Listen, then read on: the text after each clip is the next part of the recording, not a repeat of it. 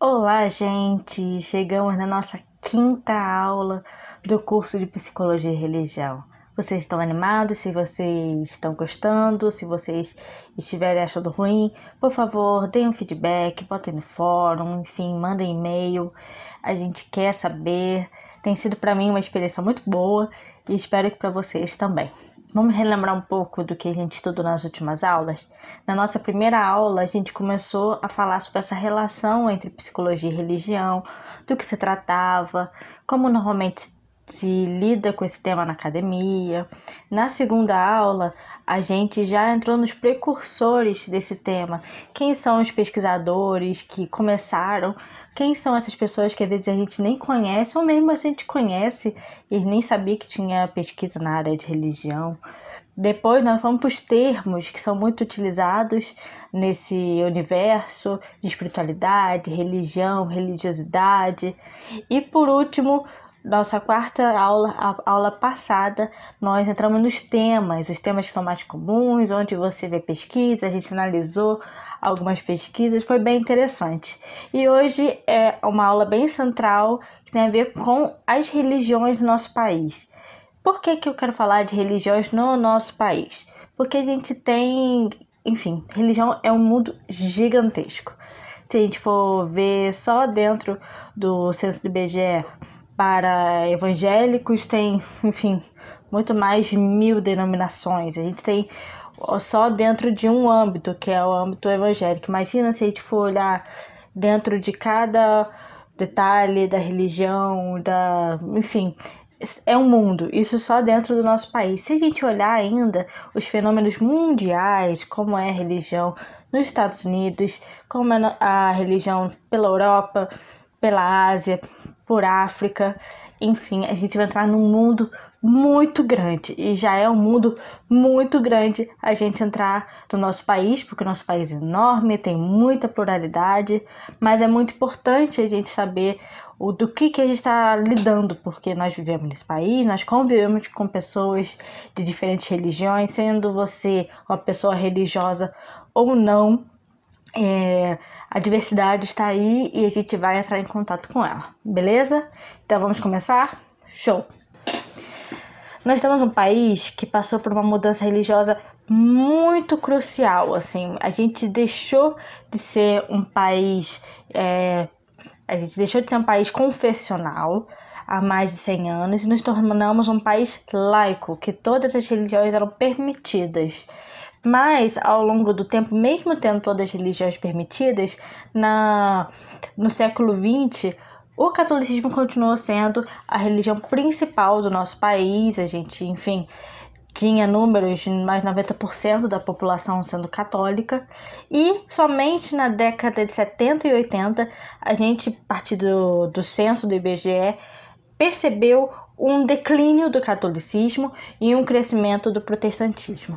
Não sei de que década você é, mas quando eu era menor, os evangélicos eram uma minoria, ninguém nunca ouvia direito de quem eram os evangélicos, o que faziam os evangélicos, sabia que tinha um pessoal que levava uma Bíblia e tinha umas denominações estranhas.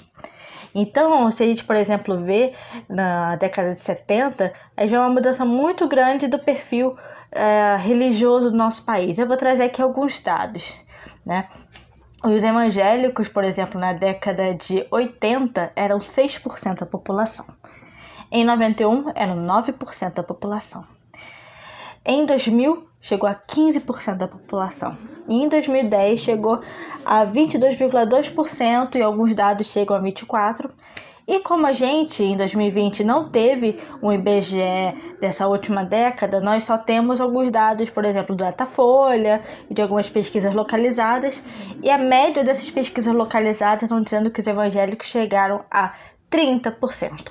Isso faz uma média nacional. Por exemplo, se a gente, chegar no Rio de Janeiro, o Rio de Janeiro tem uma média acima da média nacional. Então, quando os evangélicos eram 24% no país, no Rio de Janeiro já estava entre 28% e 29% da população. Então, tem ainda essas variâncias locais. Mas olha como cresceu em, 40 anos essa religião, saiu de 6% a 30%, né? E quem sofreu mais com isso são os católicos. Quando a gente vê os dados do IBGE, por exemplo, da década de 70, a gente vê que na década de 70, 99,7% se dizia católico. Depois a gente vê um número de 80% na década de 90. Em 2000 temos 73,6% e em 2010 chegou no menor número que a gente tem de censo, que é 64,6% de católicos.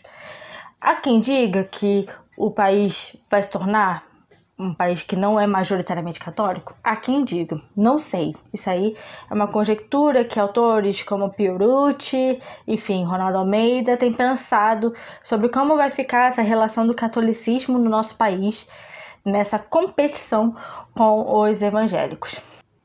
Se a gente entrar novamente nessas questões de regiões e estados, a gente vai ver, por exemplo, eu vou trazer alguns dados para vocês, né? Que dentro do decréscimo do catolicismo, apesar do nosso país ser 64% católico, nas regiões do Nordeste, a gente ainda tem 72% de católicos, enquanto, por exemplo, no Rio de Janeiro, a gente já tem só 45% de católicos. Olha como é uma discrepância dentro do mesmo país, né? Então, é por isso que a gente não vai entrar em religião em outros países, porque já é uma complexidade muito grande a gente entrar somente no Brasil. E a região também que desceu proporcionalmente muito, né, do número de catolicismo, o número de católicos, é o norte, que saiu de 71,3% para 60,6%. Então, olha com a mudança, isso vai transformando também as questões culturais das religiões do norte, enfim, as religiões de fronteira, as religiões indígenas, vão sendo afetadas por uma nova religião, não só os católicos, mas também as missões evangélicas. Em terceiro lugar, o terceiro grupo que maior é no nosso país é o grupo dos sem religião. A gente diz, nossa, mas a terceira maior religião são os sem religião? Sim, que tem 8%. Pode parecer pouco, mas significa já bastante coisa nesse país, que a identidade religiosa é muito importante. E quando a gente fala de sem religião, entra muita coisa, e essa é uma das complexidades desse tema.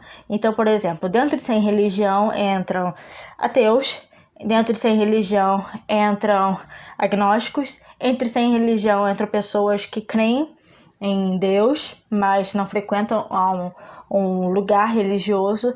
Em uma pesquisa recente com jovens sem religião, feita pela Regina Novaes, eles viram que a maior parte, cerca de 77% das pessoas que se diziam jovens, que diziam sem religião, eles acreditavam em Jesus. Então, quando a gente vê assim, tipo 8% sem religião, a gente vê, nossa, é uma representatividade ateia. Não, dentro disso, os ateus é uma grande minoria, eu acho que chega a cerca de 2%, para você ver proporcionalmente o quanto significa para a gente. Outros grupos religiosos que a gente ouve muito, por exemplo, como os espíritas, hoje no Brasil, a gente, como eu comentei, o último censo realmente maior foi do IBGE em 2010, depois disso a gente não teve outro censo e isso afeta muito nas pesquisas, porque a gente acaba fazendo pesquisas regionais com as organizações, a FGV, a Datafolha, papá, e a partir disso cruzando os dados para ver o que são as coisas de hoje em dia. Mas o IBGE normalmente ele faz uma pesquisa grande e evitaria esse trabalho todo. Então, o último grande dado, que é de 2010, mostra, por exemplo, que os espíritas eram 1,3% da população. Você, 1,3%, mas nossa, é uma religião que o pessoal fala tanto, né? Tem tanto espírita, tem filme espírita, né? Então, também é que a gente vai ver um pouco mais à frente, que os espíritas normalmente são pessoas de classe média mais alta, então são pessoas que têm uma influência na sociedade, por isso que apesar de numericamente ser pequena, simbolicamente é muito forte. As religiões de matriz africana, juntas no dado do IBGE de 2010, entram em 0,3% da população. E aí também fica aquela questão, nossa, parece que tem tanto mais, tem tanta coisa de orixás e tanto centro, é só 0,3%. E aí também entra uma outra questão que nesses dados a gente tem que questionar, as pessoas não se declaram da religião por motivos de medo de preconceito religioso, medo de sofrer racismo, medo de, enfim, ser mal visto por causa da expressão religiosa. Então é muito comum, por exemplo, a pessoa ir em centro de umbanda, mas se dizer católico para não se sentir assim perseguido, não ser perseguido na população, ou se dizer espírita e coisa do tipo. Então a gente vê assim que os dados eles ajudam a gente a ter um parâmetro, mas proporcionalmente existem essas complexidades da identidade religiosa, ok? Alguns outros dados numéricos nos ajudam também a entender um pouco sobre o fenômeno da religião. Em todas as religiões, em todos os dados, o único dado, na verdade, que não tem essa maioria, é o dado de ateus, é que a maioria de todas as religiões são de mulheres. Cerca de 63% das religiões são mulheres, né? E a minoria, então, 40 e poucos por cento, são homens. O único dado que é invertido disso é o ateísmo. Então, o ateísmo tem mais homens do que mulheres. Bastante curioso isso. Alguns outros dados que ajudam a gente a entender esse fenômeno.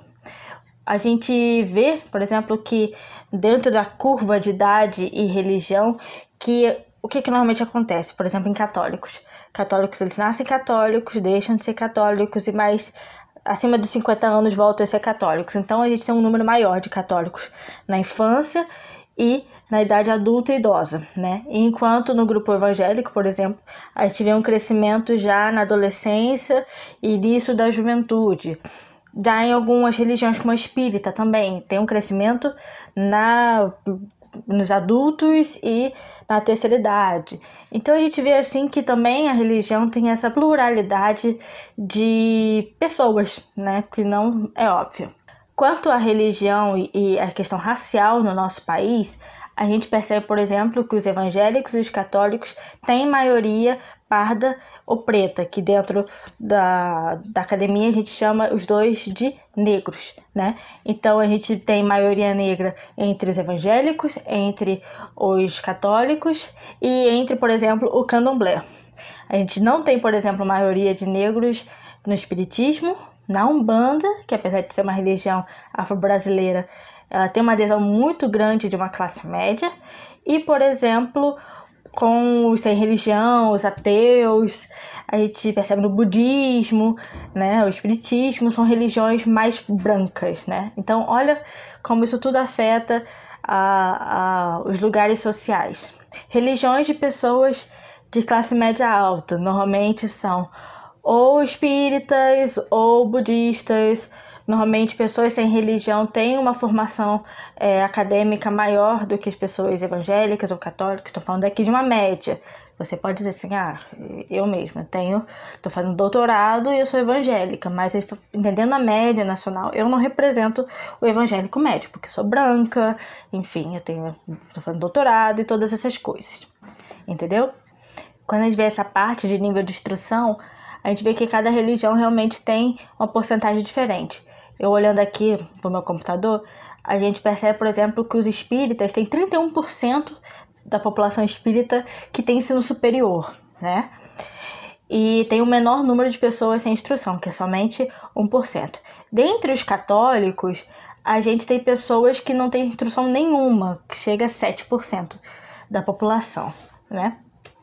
No caso também de evangélicos e católicos, a gente vê especificamente que cerca de 10% dos evangélicos e dos católicos são analfabetos. Então, isso afeta também na forma do material que eles acessam, com o tipo de conteúdo, com a cultura daquela religião e a relação disso com a vida social.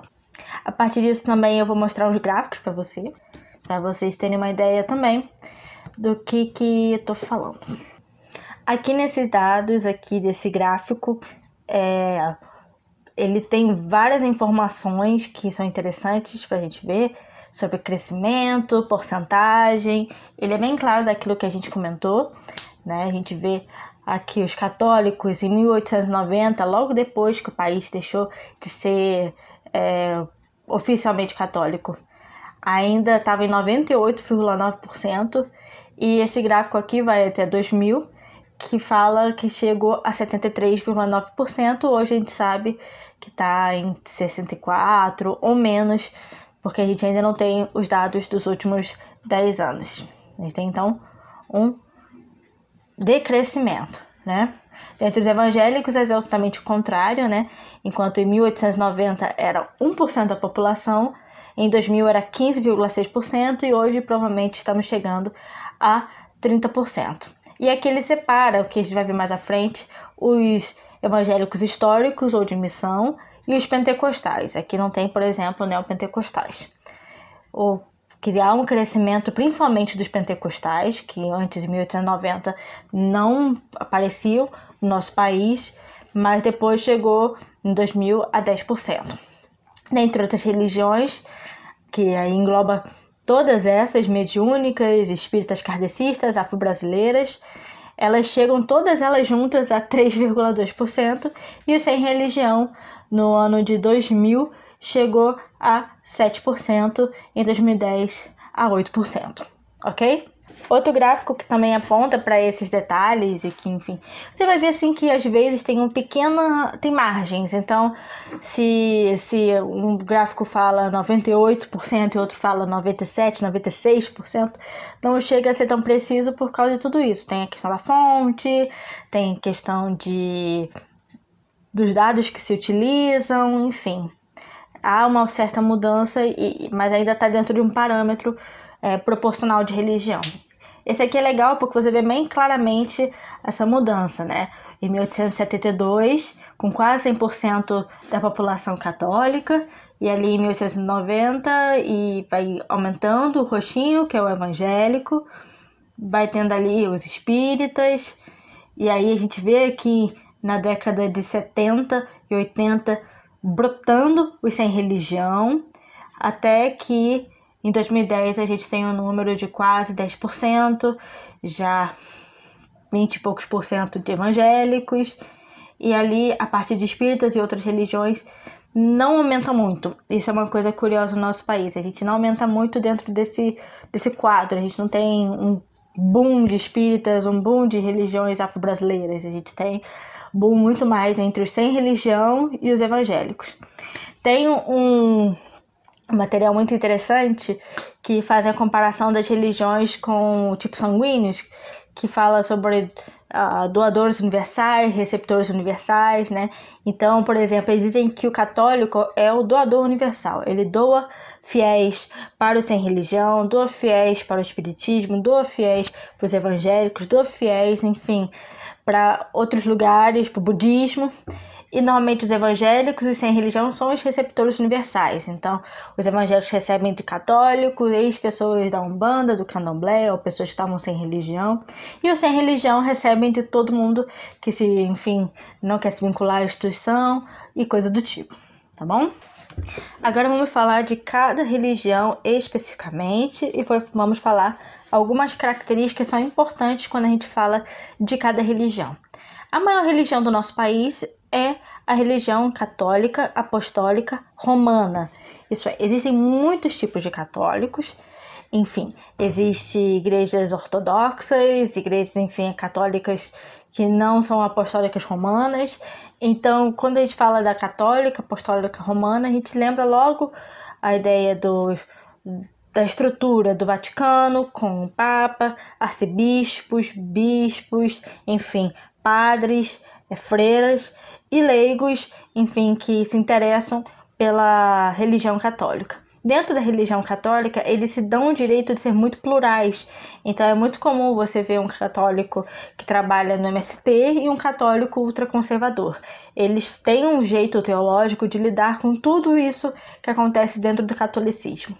O catolicismo é muito conhecido pelos santos, pela estrutura muito forte, né, pela tradição muito forte, pelas histórias que a gente ouve, né, pela educação no nosso país. Então é uma religião que ela tem muita estrutura, e essa muita estrutura ela possibilita muitas ações sociais, muitas organizações, muitas ONGs e também hospitais, e que construíram países como o nosso país, né? O fato de existir uma estrutura tão forte no catolicismo fez com que a Europa fosse católica por, enfim, 1500 anos e, enfim, com a Reforma Protestante, ela continuou católica, mas com algumas mudanças de religião, que é um outro caminho que a gente vai entrar, né? No nosso país, assim como toda a América Latina, o catolicismo ele tem muitas faces. A gente dificilmente vê um catolicismo ortodoxo. Nós temos um catolicismo que tem muita festa, a gente tem muitos santos regionais, a gente vê uma ligação muito pessoal de leigos e padres nas suas paróquias. Eles não são tão ligados com as encíclicas da religião, com aquilo que a religião produz, mas mais apegados são as pequenas coisas que acontecem dentro daquela igreja, dos milagres, das experiências, e isso é uma coisa muito típica do nosso catolicismo. O nosso catolicismo, né, ele foi muito mesclado tanto com os aspectos culturais, né, do nosso país, mas também com outras religiões, como a gente vê, por exemplo, na Umbanda, né, que absorve muito dos santos católicos para o seu céu, né, especificamente. E aí tem todas essas complexidades de um catolicismo muito diferente. Então essa foi uma das grandes crises, por exemplo, da eleição de Francisco, que era argentino, porque o catolicismo latino, né, ele é muito diferente do catolicismo católico. Ele tem muito mais a ver com as pessoas e o povo e as construções populares do que mesmo as estruturas da igreja. E é claro que isso tem uma crise identitária e ideológica muito forte. A padroeira do nosso país é Aparecida, que é no dia 12 de outubro, que tem uma história muito bonita com a população, com pessoas que encontraram ela na água, né, uma santa negra. Então tudo isso afeta muito do como a gente tem de imaginário, como são nossas festas populares, como é a nossa festa junina, como é nosso carnaval, né, a ideia da quarta-feira de cinzas. Então tudo isso se complementa muito forte na nossa sociedade. Apesar da gente não ter hoje um Estado católico, a gente teve por quase 300 anos, cerca de 300 anos a gente teve um Estado católico. E mesmo assim a gente ainda hoje tem padres, enfim, pessoas que estão dentro da política eleitamente, mas também por organizações e outras ações que influenciam grandemente na política nacional. Por exemplo, a gente tem o Bolsonaro, no papel está escrito como católico, ele tem santo em casa, ele comemora os feriados católicos, mas ele tem esse apego e esse diálogo com os grupos evangélicos. E nisso, o catolicismo também está tentando se articular, porque como foi a religião que mais perdeu gente, eles tentam trazer elementos do mundo evangélico, como por exemplo o catolicismo carismático, que tem os dons do Espírito Santo. Então a gente vê aqui uma grande transformação do catolicismo, reinventando padres cantores, tudo isso que a gente mais ou menos conhece e que faz muita diferença, apesar deles serem mais quietinhos, mas que faz muita diferença no nosso país. Quem cresceu muito e está na boca de todo mundo são os evangélicos. Os evangélicos parecem uma bagunça, e de fato são um pouquinho bagunçados, né? Porque os evangélicos não se organizam para uma estrutura só, eles trabalham em denominações. O que são denominações? Denominações são vertentes a partir de divisões ideológicas, políticas, sociais, que o protestantismo que surgiu em 1500 por Martin Lutero, toda aquela história na Catedral de Westminster, com as 95 teses na parede, e a partir disso foram surgindo muitas divisões, até que a gente tem essas estruturas denominacionais, né? E essas estruturas denominacionais se dividem em alguns grupos que foram separados como evangélicos de missão, evangélicos históricos, evangélicos pentecostais e neopentecostais. E aí também tem pentecostais de primeira, segunda onda, que a gente vai entrar mais à frente. O que mais ou menos são esses grupos?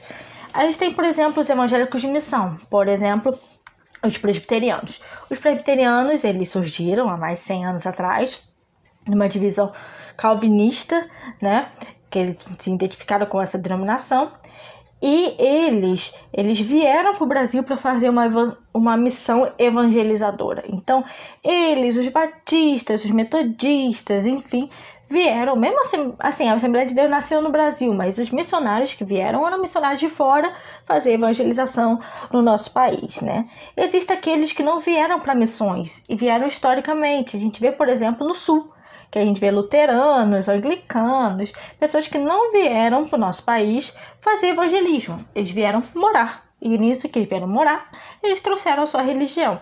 E por isso que a gente vê muito no Sul luteranos, né? Aquela cultura alemã muito forte, né? Enquanto aqui mais para cima, tanto Sudeste, Nordeste e Norte principalmente, a gente já vê pessoas que fizeram um processo de missão aqui. Normalmente as missões vêm ou da Europa, Inglaterra especificamente, e principalmente, e isso é um dos grandes problemas do nosso país, que vieram do sul dos Estados Unidos. Então, normalmente, quem veio para o nosso país eram pessoas escravagistas, pessoas ultraconservadoras, pessoas que não estavam a favor, enfim, de que o país estava acabando com a escravidão, então vieram para um país que ainda existia escravidão. Olha que coisa legal, né? Começaram super bem. Mas, enfim, né?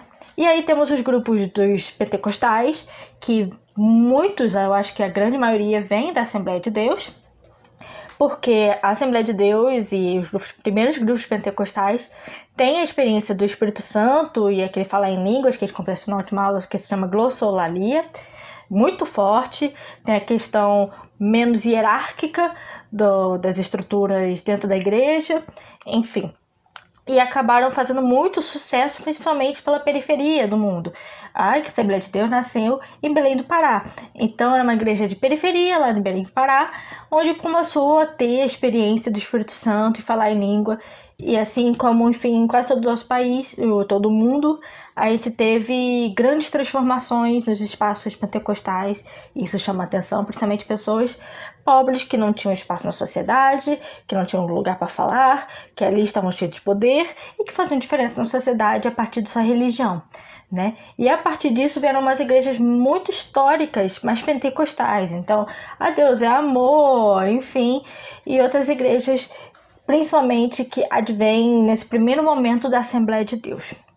Há um segundo momento, a partir da década de 80, início da 90, que um tipo de perspectiva mental, se a gente lembrar da história da economia mundial, a gente chega no neoliberalismo, que entra em voga a questão da prosperidade, do dinheiro como sendo foco de investimentos, enfim, com o fim das guerras.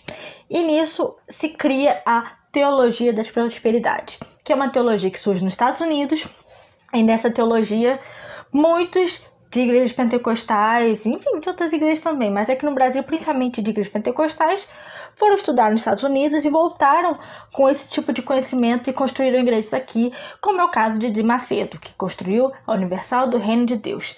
E todas essas igrejas, normalmente, que tem o nome megalomaníaco, então mundial, internacional, universal, enfim, e outras denominações, elas que focam na questão financeira, dos milagres, de uma barganha com a divindade, são chamadas neopentecostais. Contudo, há modernamente a gente pensando que existem outros tipos de igrejas que não encaixam exatamente nesses lugares, que, por exemplo, seria uma quarta onda. Então a gente encontra, por exemplo, a bola de neve, que o pastor é tatuado, que o pastor se diz moderno, mas tem pensamentos ultraconservadores. Então a gente vê assim, uma mudança muito grande, muito plural dentro das igrejas evangélicas. Tem igreja de 100 e tantos anos e tem igreja de 5 anos. Então, o público evangélico é muito diferente. Existem as pessoas que são da época que os evangélicos eram 1%, talvez não 1% porque essas pessoas talvez tenham falecido, mas 5%, e tem gente que chegou agora porque entrou em voga e tudo isso, e o presidente batiza, então tudo isso importa. Os evangélicos e os católicos, como eu comentei, têm a pior renda do nosso país. Então, por exemplo, em caso de evangélicos de missão, 50% vive com até um salário mínimo, lembra que esse salário mínimo é R$1.000, e nos casos pentecostais, 67% vive com um salário mínimo. É muita coisa, né?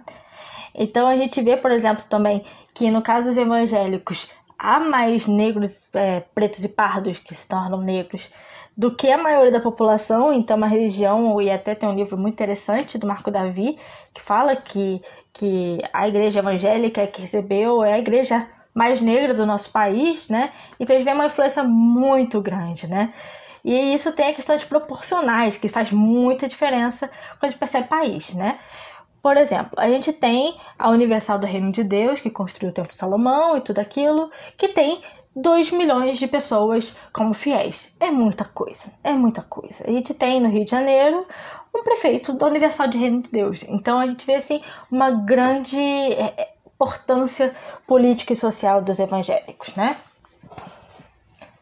Aí chega nesse outro terceiro grupo que parece que ele é se os evangélicos já são muito imprecisos, imagina os sem religião. Os sem religião é um grupo muito plural, como eu já comentei antes.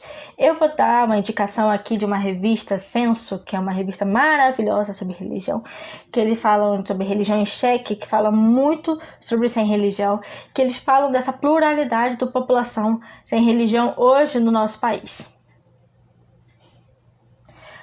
O estado que mais tem sem religião hoje é o Rio de Janeiro, que chega a 15% de sem religião. O Rio de Janeiro é tudo o contrário.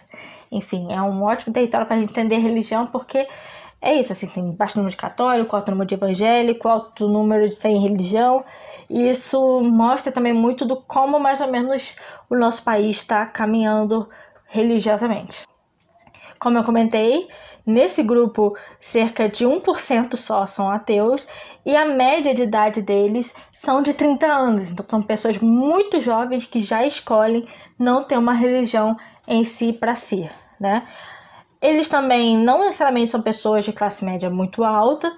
A média são de negros e também tem 40% que varia de outras camadas de sociedade, mas é muita população que não necessariamente é hiper intelectualizada. A gente tem uma das religiões mais demonizadas no nosso país. Quando a gente começa a olhar para religiões minoritárias, eu não vou, a partir de agora, caminhar exatamente em ordem de com a maior para a menor, vou começar a fazer umas outras articulações. Mas as religiões afro-brasileiras, que a gente coloca como uma coisa só, é uma pluralidade muito grande. E dentre elas a gente tem uma das maiores religiões afro-brasileiras, uma das maiores religiões afro-brasileiras do nosso país está a 0,3%, que é o candomblé. Dentro do candomblé existem várias experiências que se aproximam ou não. Muita gente diz, é candomblé, outras dizem que não é. Como o Ifá, o Vodum, o Egum Egum e tantos outros que são separados principalmente como forma de iniciação, né? E o candomblé, ele é uma religião que, apesar de ter nascido no país, ele tem uma base muito forte na realmente mitologia africana, principalmente dos iorubás. Então a gente tem muito forte a questão dos orixás, da hierarquia, enfim, é uma religião que tenta preservar muito forte sua africanidade. E a partir disso também, cada expressão do candomblé tem um nome específico de suas lideranças, de quem faz quais ações. Então, por exemplo, se dentro da igreja católica existe uma diferença entre frade, padre e bispo, no candomblé também há. Então, por exemplo, eu vou dar alguns nomes para vocês, né? O Babalaô é o sacerdote de Ifá. O Babalorixá é um sacerdote de orixás, né? O Baconon é o sacerdote do Vodum, né? A gente tem, por exemplo, o Ogé, que é sacerdote do culto de Egungun, né? Então, cada um desses... e é muito importante que, mesmo que você não seja da religião, você pergunte, para você não falar, tipo, todo mundo é pai de santo, mãe de santo, né? Sendo que, por exemplo, no candomblé é muito importante você manter a linguagem iorubá, africana, de fato, diferentemente do que a gente vai ver mais à frente com a Umbanda. Esses lugares, que normalmente a gente chama de templos de candomblé, são chamadas de casas, roças ou terreiros.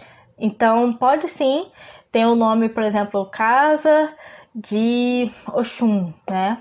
Então, aí a gente sabe mais ou menos que é uma casa de candomblé. É sempre bom perguntar, mas o ideal, a gente já percebe o tipo religioso daquela pessoa que traz pra gente. a gente tem outras espiritualidades que a gente não necessariamente também... Isso é um debate muito grande, por exemplo, no IBGE, que são espiritualidades indígenas. No IBGE, a gente tem que, assim como os judeus e assim como outras populações, elas não são a religião delas. Então, uma pessoa que nasceu judeu, ela não necessariamente ela tem que praticar o judaísmo. Assim também como os indígenas não necessariamente têm que praticar as religiões, a espiritualidade indígena. Assim como todo branco não tem que ser cristão, enfim, e todas essas coisas. E quando a gente vê os dados indígenas, a gente percebe, por exemplo, que 60% da população indígena é católica, né? Não são... não adoram xamã, enfim, coisa do tipo. Então a gente vê assim que a gente tem que também separar essa ideia de que todo indígena, enfim, faz dança da chuva, que é uma coisa extremamente preconceituosa. Não fale isso, pelo amor de Deus, né? E o sistema religioso indígena, ele é muito plural, porque ele baseia-se tanto na relação animista, então, que as coisas têm o espírito, com a relação totêmica, então, de uma certa relembrança de antepassados, e da figura xamânica, né? Que ela preserva o senso religioso, certo? A maioria dos indígenas tem uma crença num ser superior, a relação com a natureza, e isso pode ter muitos nomes diferentes. Uma religiosidade que faz muito sucesso no nosso país é o espiritismo, que eu já expliquei para vocês, é uma religião de classe média, de pessoas brancas, é claro. Eu não vou generalizar e dizer que todo espírito é rico, não é verdade. Mas normalmente é uma religião de centros urbanos, de classe média, enfim, de pessoas que têm um alto índice de escolarização, e por isso a gente tem muito material de mídia, livros e conteúdos sobre espiritismo no nosso país.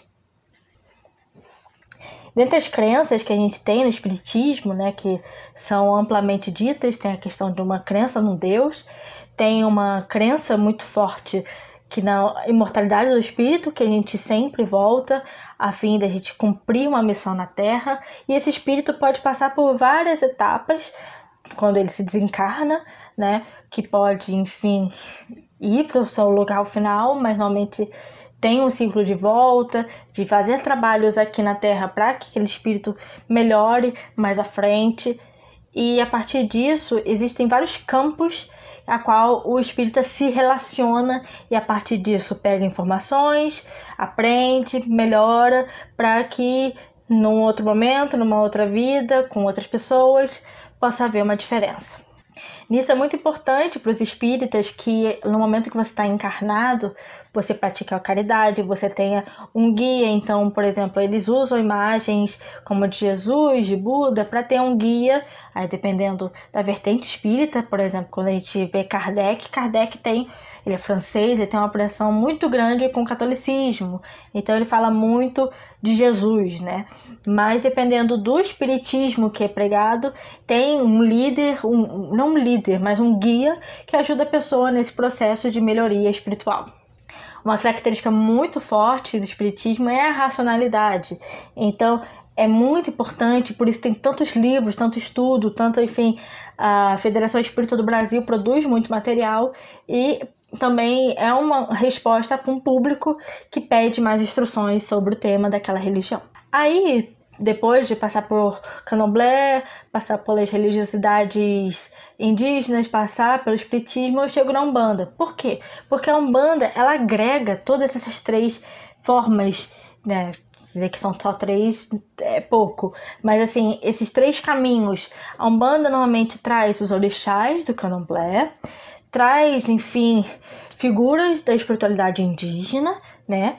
Traz também questões de volta, de lidar com o espírito muito similares com o espiritismo kardecista, né? E a partir disso, cria-se uma religião nacional que foi criada em Niterói, aqui no Rio de Janeiro, e é uma religião até bastante recente, que se existe a Umbanda no nosso país. Aqui na Umbanda em si, a gente já percebe outras terminologias que são diferentes de um centro espírita ou de uma casa de candomblé, que, por exemplo, eu vou ler aqui o nome de algumas lideranças. A gente vê, por exemplo, a ideia de pai de santo e mãe de santo, que é o responsável pela atividade espiritual que acontece no terreiro. A gente vê o curimbeiro, o abataqueiro, que é quem canta e toca, né? Tem os ogãs também que tocam, tem médiuns, enfim. Tem muitas pessoas e tem outros tipos de cargos que são bem diferentes do que a gente vê no candomblé. Outros termos que a gente também ouve muito, a gente confunde com as outras religiões, é a ideia de giras, a ideia de passe, a ideia de defumação, enfim, que também é muito usado na Umbanda. Mas, por exemplo, a ideia de passe existe no espiritismo kardecista também. Mas aí a Umbanda também toma para si. E aí, pra gente diferenciar, eu vou dar umas separações aqui sobre algumas características do candomblé e algumas características da Umbanda. O candomblé, por exemplo, no candomblé a questão da hierarquia é muito forte. Eles têm muitos anos de existência, deve ter quase 5.000 anos de existência, porque traz coisas de África, apesar de você chegar na África, você não... Porque num país da África, você não vai chegar assim, oi, eu pratico candomblé, onde tem uma casa de candomblé. Você vai chegar assim, oi, eu sou filho de tal orixá, tem algum lugar que trabalha com ele, e aí você vai lá, ok? No candomblé, você incorpora somente orixás, somente deuses, né? Diferente da Umbanda, que incorpora pessoas encarnadas, então o Preto Velho, enfim, a Pombagira, e também orixás. Aí depende também da relação daquela casa com qual linguagem religiosa, né? O candomblé normalmente tem sacrifício de animais, enquanto a Umbanda é um pouco mais raro esse tipo de prática. No caso do candomblé, também é muito comum você articular a questão das previsões do futuro, por Ifá, né, que é um jogo de adivinhação, assim também como búzios, enquanto não é muito comum isso na Umbanda, que normalmente faz por incorporação, assim, um tipo de consulta. No caso do candomblé também, o babalorixá, ele se dedica para casa, ele vive para aquela casa, enquanto o da Umbanda não necessariamente ele vive para aquele trabalho da casa. E, enfim, a partir disso, o candomblé tenta ser autossustentável, enquanto a Umbanda não necessariamente, né? Tem uma outra tipo de relação com a casa. E ainda assim existem muitas outras religiões, muitas outras. Eu vou citar algumas para vocês. O Islã no nosso país. O Islã é uma religião minoritária no nosso país, que existe, por exemplo, muito forte no sul, mas ainda também tem uma importância política, social, que é necessário a gente também tomar esse cuidado. Importante a gente falar, quando a gente fala de Islã, a gente tirar alguns preconceitos que nós temos normalmente pela cultura muçulmana, né? Primeiramente, dizendo que necessariamente toda mulher muçulmana é oprimida, não.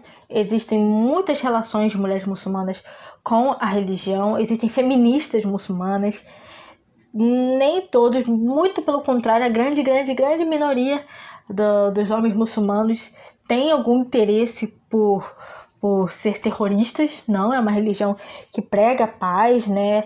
Maomé tem uma vivência espiritual muito bonita, assim, nisso se aproxima muito no sentido que o cristianismo o cristianismo e o islamismo têm muitas coisas em comum. A relação de Maomé, do cuidado, do amor, de transformar e ser o profeta que traz a vontade de Deus, é muito próxima do cristianismo, né? Então, da uma forma que a gente não pode generalizar todo cristão como aquele que vai fazer violência, da mesma forma a gente não deve fazer isso com os muçulmanos, né?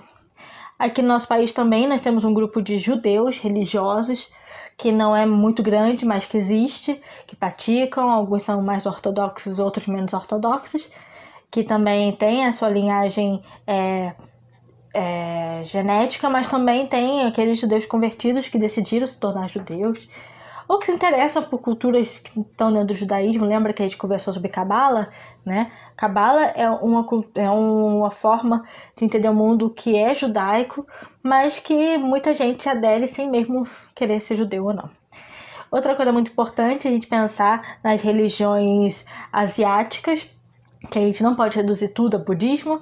A gente tem o Jorei, a gente tem Seishonoye, a gente tem outras religiões muito interessantes cada uma com uma forma de ver o mundo. Então, no budismo, nós temos a história de Buda, que, enfim, era um príncipe, que ele viu a maldade do mundo, entendeu quais eram as fontes de sofrimento, e a partir disso ele foi falando dos processos até o encontro do Nirvana, que é totalmente diferente da igreja messiânica, que tem um outro tipo de profeta, né, que tem uma outra relação, no caso da messiânica, que é a que aplica o Jorei. Eles têm um tipo de trindade, tem Deus, tem o profeta e tem a criação, a natureza, e a partir disso eles querem construir o paraíso na terra, e uma das formas de você passar isso é a partir da aplicação do Jorei, que é aquela energia que normalmente a gente vê passando pela mão assim, né, com uma certa distância, que é totalmente diferente de budismo, que é totalmente diferente de Seishonoye. Então, cada uma delas tem um significado, né? E isso também acontece quando a gente vê, por exemplo, outras religiões orientais, como Hare Krishna. Hare Krishna, ele é uma religião que faz parte do panteão hindu, né? Então, Krishna é um dos deuses que enfim, tem uma mitologia muito bonita, né, do seu servo que ele tá indo na guerra e vê Krishna, e Krishna fala assim: você tem que se desapegar de tudo isso para você poder ir na guerra e me servir, né? Então tem uma história muito bonita. Krishna tem a ver com ser um deus de amor, né? Então, por exemplo, o Kama Sutra é da tradição Hare Krishna. Então, cada uma dessas religiões tem uma coisa específica que, se você quiser trabalhar com pessoas dessas religiões, é importante você ter o cuidado, né?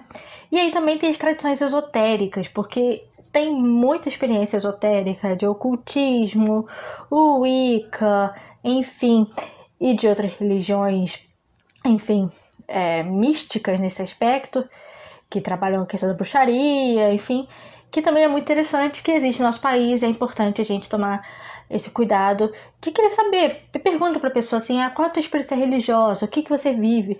Porque também tem esses mesclados que a gente já conversou.